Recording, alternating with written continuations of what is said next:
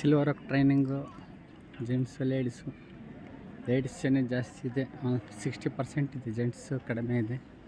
ಇವತ್ತು MI life ಸ್ಟೈಲ್ನ ಎಲ್ಲರೂ ಮಾಡುವಂಥ ಒಂದು ಅವಕಾಶ ಸಿಕ್ಕಿದೆ. ಮೊದಲೆಲ್ಲ ಲೇಡೀಸ್ ಬರ್ತಿರ್ಲಿಲ್ಲ, ಒಬ್ಬರು ಇಬ್ಬರು ಇದ್ದರು.